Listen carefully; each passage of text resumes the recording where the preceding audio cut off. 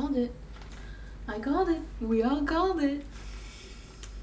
Hello and welcome to another Wandavision discussion video. Today we are going to talk about episode 7, Breaking the Fourth Wall, and that amazing cliffhanger they left us off on.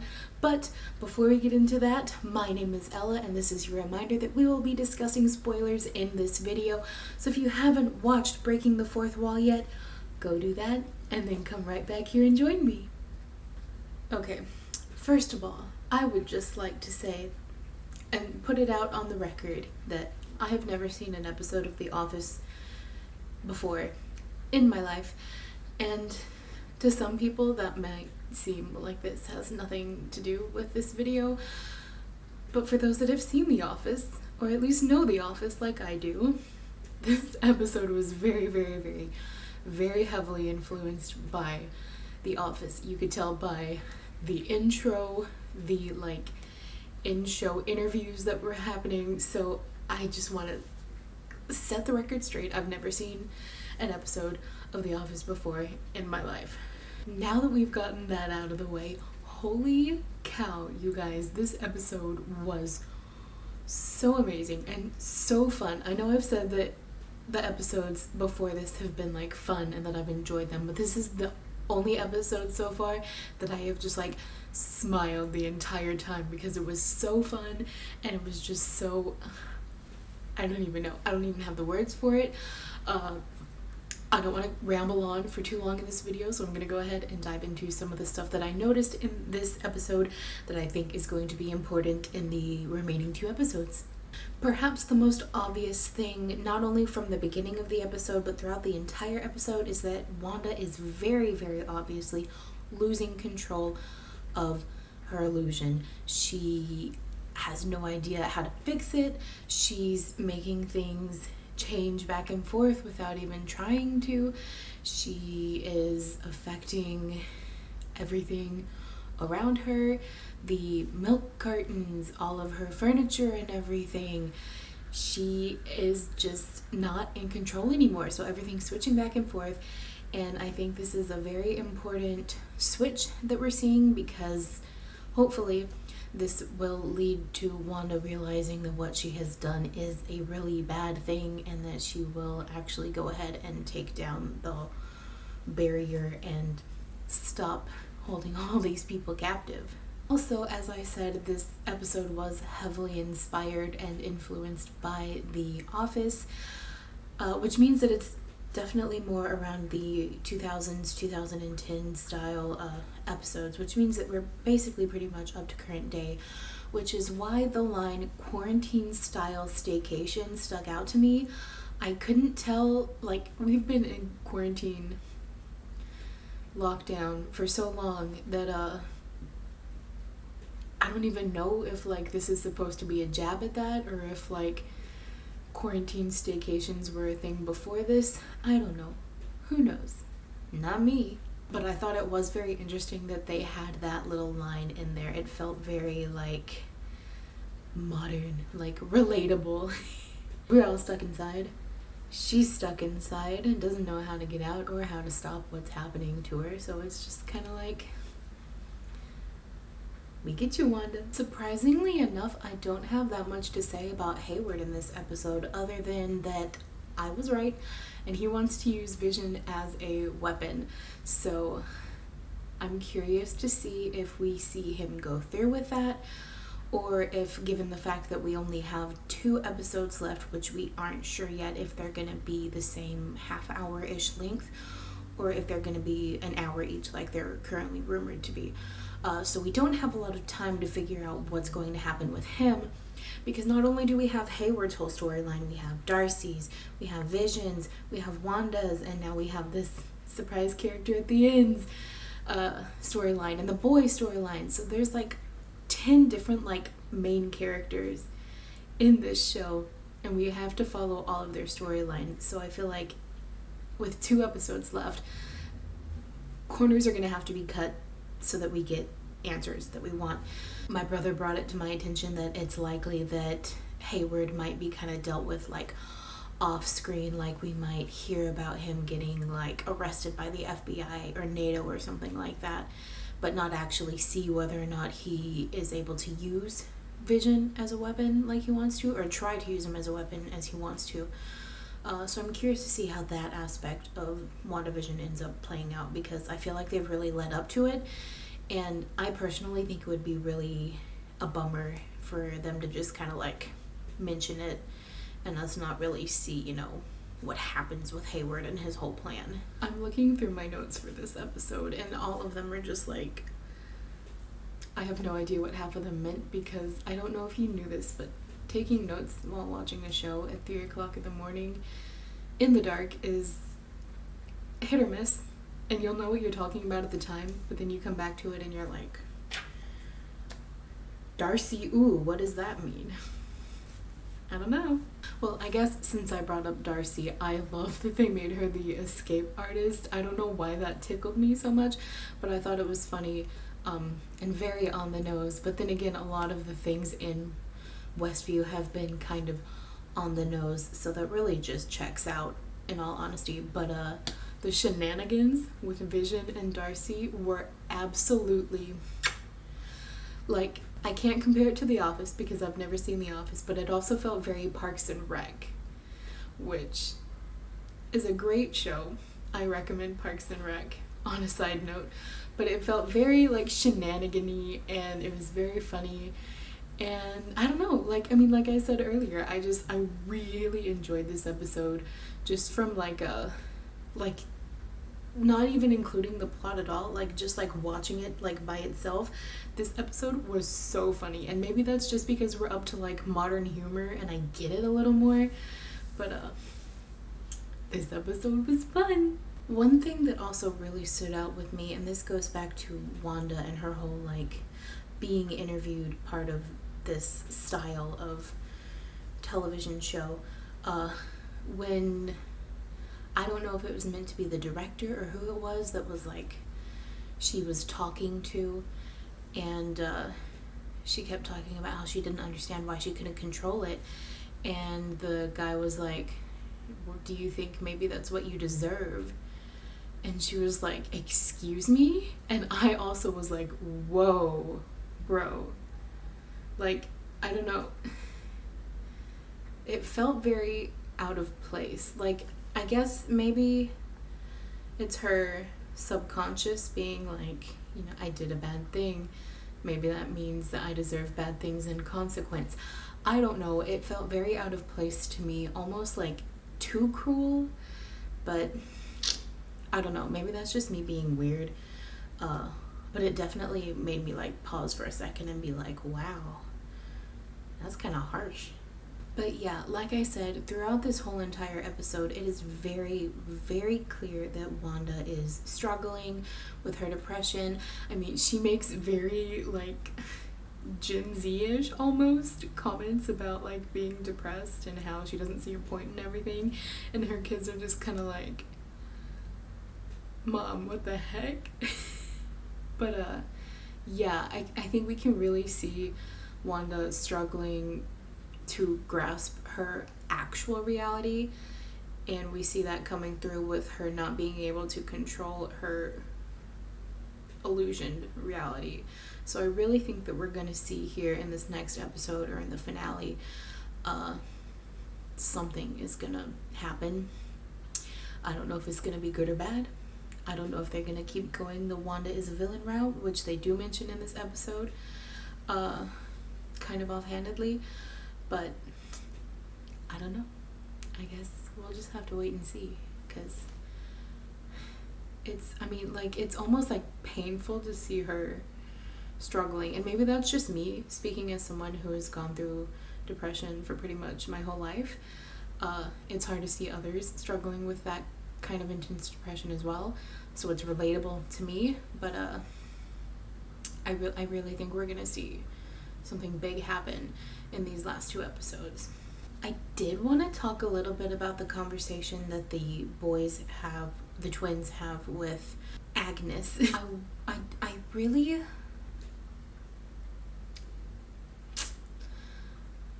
I don't know what they mean when the twins said that Agatha was quiet Like, I'm guessing because if he's, maybe this has to do with me not knowing much about his character in like the comics or whatever, but he mentioned earlier in the episode that it was loud. I keep calling him he because I never know which twin is which, and that's on me. I should know better. But he mentioned that everything was too loud, but then when they're with Agnes, he's like, you're quiet. So I'm wondering if it doesn't have to do with him being able to like hear people, because like in the previous episode he could hear that Vision was like in trouble, so maybe that has to do with like his abilities. I'm sure it does. I don't know why I'm saying maybe, just because I don't want to be like held accountable and be like, you said the wrong thing, because I really just don't know. But yeah, I wonder if they're gonna like discuss that any further about what it means when he's like, you're quiet and stuff like that. Or maybe I'm just thinking too much into it. Maybe it really is just that he's just like empathic and he can just like hear other people's thoughts and everything. But then that makes me wonder why we're not hearing anything from Agnes. Like, why is she quiet? Like, what is she hiding? Real quick before we go ahead and discuss the end of this episode, I did want to mention that I think that I have a theory as to why Monica has been the only one that's been able to go like back and forth between reality and Westview. And it really kind of solidified it for me in this episode when she was fighting through the barrier, and it was just a bunch of memories of her like hardships and like losing her mom and everything. So I'm thinking that the only way that people can get through the barrier is if they also have experienced intense grief and loss. Obviously, we know Wanda has. She literally had to kill Vision herself, then watch him get brought back and killed again, and then she was dusted and then brought back, and so everything feels like it just happened to her. And then we also have Monica, who was dusted and then came back and found out that her own mother has died. So it's just, they're both obviously going through this intense grief basically at the same time, and so I'm wondering if that's not going to also play a part in whatever happens in the next two episodes, because obviously they're kind of kindred spirits in that way. So I don't know. I'm also curious, and this is also kind of theorizing a little bit as well, but we see Monica pretty much make the change to Photon after she gets through the barrier, which I think is important because I know one of the big theories going around about Westview itself is that either, like I mentioned in the previous video, she's going to expand the barrier and all of these people that are hit by it are going to be turned into mutants, or the theory that I just heard this morning is that when she gets rid of the barrier, when Wanda gets rid of the barrier of Westview, it's going to basically like explode, and then anyone that it hits becomes a mutant. I feel like either one of those theories can and will happen. But yeah, I don't personally, because I haven't read many comics, I don't know if Photon is considered a mutant in the comics, but I think it is an interesting theory to introduce the X-Men and the mutants into the MCU proper. Alright, okay, the moment we have all been waiting for, the moment we have all been theorizing about has finally come to fruition. We found out that Agnes really is Agatha Harkness. Can we just, a moment of consolation and congratulations for everyone that had all those theories, all those ideas, and actually saw it happen. I screamed when she said, I'm Agatha Harkness. I was like, oh my gosh, we did it. At the same time, it's kind of funny because I feel like Marvel wanted this to be like a big reveal. Like, obviously they left it until the 7th episode out of 9. And I feel like they wanted this to be like a much bigger reveal than it was, but Marvel fans are nothing if not thorough in their research for theories. So I feel like half of us got it like immediately, because we knew what we were looking for. We saw hints and we were like, okay, this means this and that means that, and we put it together. So I don't know, like, I feel like Marvel wanted it to be big, and I'm not saying that it wasn't big, because obviously it was a big thing, because we're seeing a new character, likely going to be a new villain, in future MCU movies, maybe even Doctor Strange, or Spider-Man 3, we don't know, but I feel like it was, like, I feel like a lot of us kind of, like, figured it out beforehand, and so it didn't hit as hard as it could have if we were all just like completely in the dark. But I'm so intrigued, and especially the way they just like left it at the end. I cannot wait for next week. Like, I don't know how I'm supposed to wait an entire week to figure out what's gonna happen, because the way they just left it. And also I have a lot of questions, like, it did, I don't even know where to start. First of all, my personal theory, because we saw that Hayward was trying to get Vision, I'm wondering if Wanda didn't steal Vision at the behest, or maybe under the control of Agatha, so that he could use Vision how he wants to. Basically what I'm trying to say is, my theory is that we have Agnes as Agatha Harkness, and then we have Hayward, who's going to end up being Mephisto.